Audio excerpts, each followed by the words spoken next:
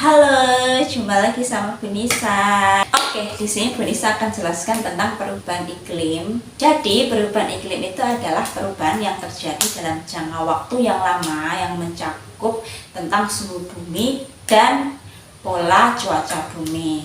Nah, perubahan iklim ini sebenarnya terjadi karena adanya peristiwa global warming atau pemanasan global. Nah, perubahan iklim ini mencakup beberapa peristiwa, diantaranya adalah pertama kenaikan suhu rata-rata bumi yang kemudian menyebabkan kutub es itu mencair, dimana dari sini itu juga mengakibatkan naiknya permukaan air laut, yang mana ini sangat mengancam kehidupan makhluk hidup terutama yang tinggal di daerah pesisir pantai.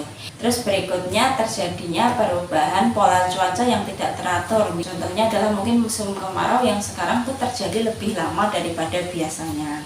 Lalu berikutnya ada pula muncul beberapa penyakit yang mengancam kehidupan manusia dan mengganggu keseimbangan ekosistem.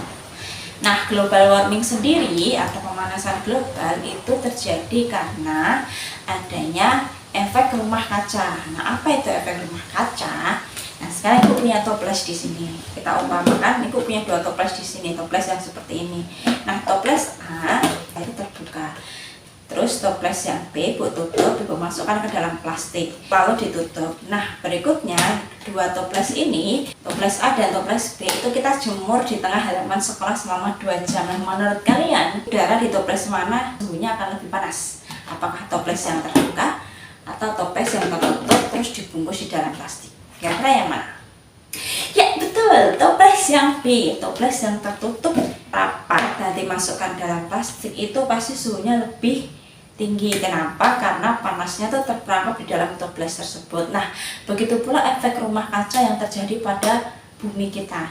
Jadi sebenarnya di atmosfer bumi kita itu ada namanya gas rumah kaca yang salah satunya terdiri dari karbon dioksida, metana, dan beberapa gas yang berasal dari pembakaran bahan bakar fosil atau kendaraan bermotor kita. Jadi, gas rumah kaca itu sebenarnya adalah salah satu gas yang menyusun atmosfer bumi kita, di mana gas rumah kaca itu sebenarnya berfungsi untuk membuat bumi kita menjadi lebih hangat. Berdasarkan gambar berikut, kita bisa tahu bahwa sebenarnya panas matahari itu ada yang dipantulkan langsung oleh atmosfer ke luar angkasa, ada pula yang langsung diserap oleh atmosfer, ada pula yang sampai ke permukaan bumi. Nah, panas matahari yang sampai ke permukaan bumi itu sebagian dipantulkan lagi ke atmosfer bumi yang kemudian diserap oleh gas rumah kaca yang berfungsi untuk menghangatkan bumi tadi. Nah, ketika kadar gas rumah kaca di atmosfer bumi itu terlalu tinggi, maka suhu bumi akan meningkat dengan cepat. Nah, inilah yang kemudian menyebabkan terjadinya